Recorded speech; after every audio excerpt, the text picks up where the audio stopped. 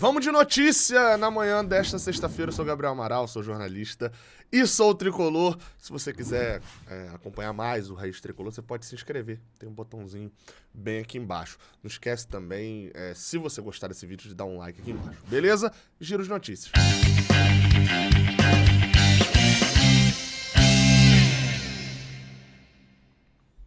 Bem, vamos embora. Já deixo o anúncio aqui direto também. Você pode e deve baixar o aplicativo OneFootball. Meu celular está aqui e às 3h47 da manhã, que é o horário que eu gravo este vídeo, vou abrir o OneFootball. Não tinha aberto o OneFootball hoje ainda, tá com uma diferençazinha aqui, ó. Coloca o avião para jogar e mais, as reações após Palmeiras ser eliminado. Pois é, o Palmeiras foi eliminado na Copa do Brasil, né? Tem os confrontos. Quero saber de Copa do Brasil, não. Mas se você quiser saber de Copa do Brasil, baixa o OneFootball, tem um link aqui embaixo na descrição e tem um QR Code aqui do lado. Se você apontar a câmera do seu celular aí, ó, aponta a câmera do seu celular pro QR Code, como eu estou fazendo aqui agora, ó, você vai clicar no QR Code e vai aparecer aí já direto para a lojinha do seu telefone. No meu caso aqui eu preciso atualizar, já estou atualizando o OneFootball. Link tá aqui embaixo na descrição. Vambora, vamos falar um pouquinho das notícias que saíram e você precisa saber, né, no início dessa manhã de sexta-feira. E a gente começa com a notícia mais bombástica, né? A gente não vai aqui deixar o principal pro final. Bem, a gente está falando aqui de Marlon. O zagueiro Marlon está fora do jogo contra o Flamengo e do jogo contra o Coritiba. Aí você vai falar, tá, Gabriel, fisicamente já era meio difícil dele jogar mesmo. O cara tá sem jogar desde o início de junho e tal, vai ter que pegar... E aí é por aí mesmo.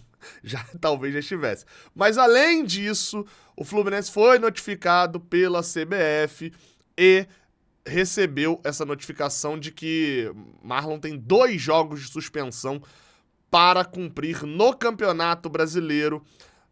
E esses jogos serão contra o Flamengo e contra o Coritiba por conta de uma suspensão por um cartão vermelho que ele recebeu no duelo contra o Atalanta pela Liga Italiana, ainda quando jogava pelo Monza no Campeonato Italiano passado. Marlon, nessa partida contra o Atalanta, entrou aos 24 minutos do segundo tempo e com 1 minuto em campo foi expulso num lance que eu não vou mostrar aqui, foi um lance até bobo, mas não vou mostrar aqui para não correr o risco de tomar strike.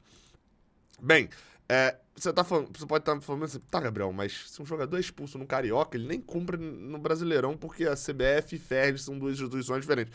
Por que a punição no Campeonato Italiano vai refletir no Brasileirão? Porque é uma regra nova da FIFA. Essa regra, ela é de 2021 e aqui no Brasil não se tinha notícias ainda, pelo menos, de jogadores que foram expulsos em campeonatos lá fora e vindo pra cá, ou o inverso também, né, e vindo pra cá, teriam que cumprir. Mas eu achei essa matéria aqui, ó, do lance sobre Cristiano Ronaldo no início desse ano. O Cristiano Ronaldo tem estreia adiada no Al Nassr por punição na Inglaterra. O atacante não pode jogar nas 2 próximas partidas do Al Nassr, porque ele foi expulso na época num jogo, ter dado um tapa na mão de um torcedor do Everton e danificado o celular do fã. E aí por isso, segundo o Daily Mail, ele pegou 2 jogos de suspensão e não pôde estrear pelo Al Nassr, teve que cumprir os 2 jogos. E aí aqui, ó, esclarece uma coisa que a gente pode trazer também. Tem matérias do Fluminense abordando isso, mas eu quis pegar essa do Cristiano Ronaldo justamente para poder lembrar, para todo mundo não ficar paranoia, né? Estão perseguindo o Fluminense e tal. De acordo com o regulamento da FIFA sobre o Estatuto de Transferência de Jogadores, o veterano, no caso o Marlon, seguirá cumprindo a punição sofrida na Itália, agora no Brasil. Aí aqui o que diz o regulamento, ó. Qualquer sanção disciplinar de até 4 partidas, Marlon pegou 2, ou até 3 meses, que tenha sido imposta a um jogador pela antiga associação, pela Itália, mas ainda não totalmente cumprida até o momento da transferência,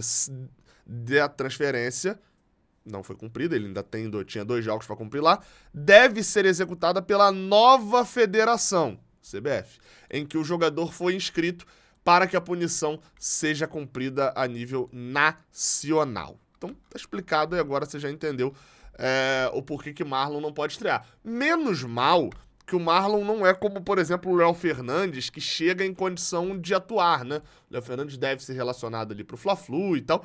Menos mal que isso.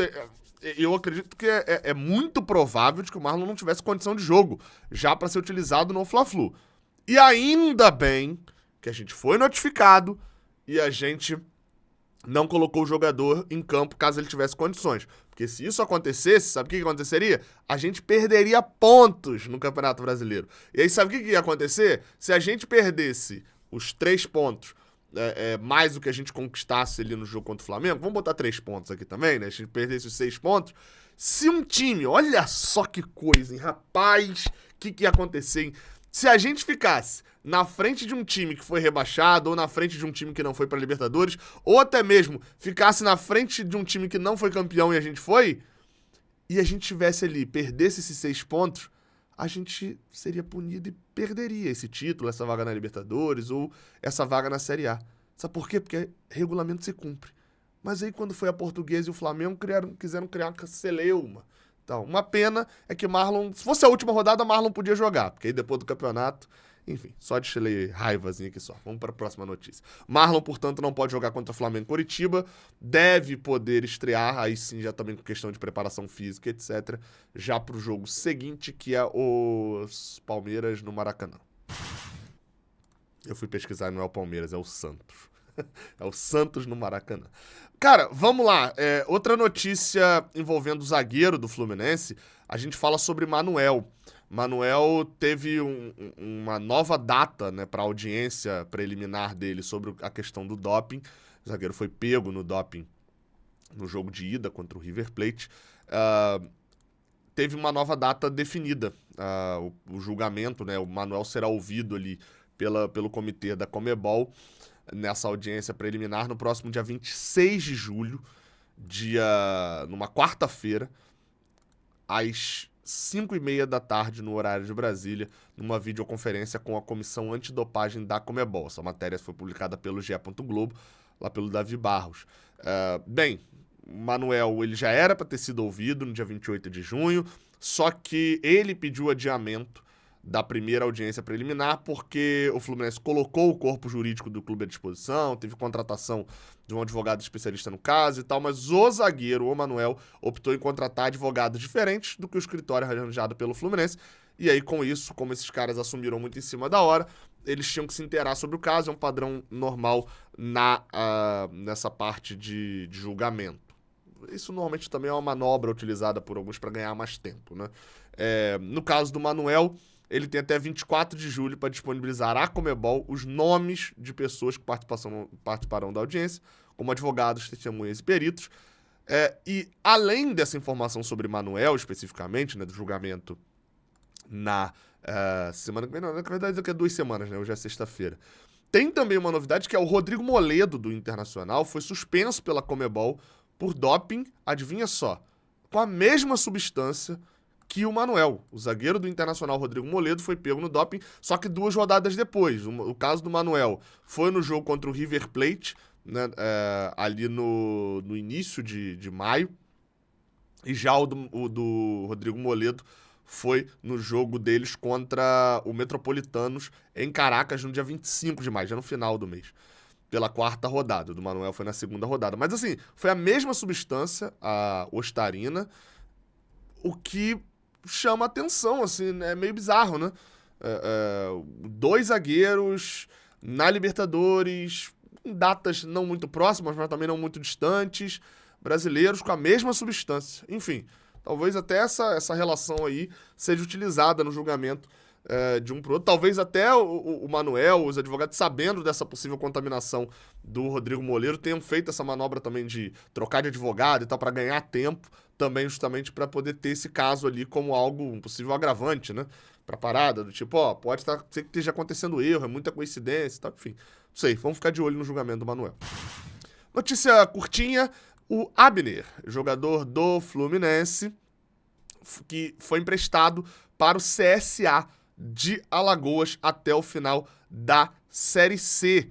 O Abner Vinícius, né, como quiser chamar, o atacante do Fluminense, tem 20 anos, foi emprestado para o Volta Redonda para o Campeonato Carioca desse ano, não atuou pelo Volta Redonda e, voltando ao Fluminense durante a temporada, jogou jogos da base, né, do Sub-20, do Carioca e do Campeonato Brasileiro, fez apenas um gol contra o Audax agora no mês passado.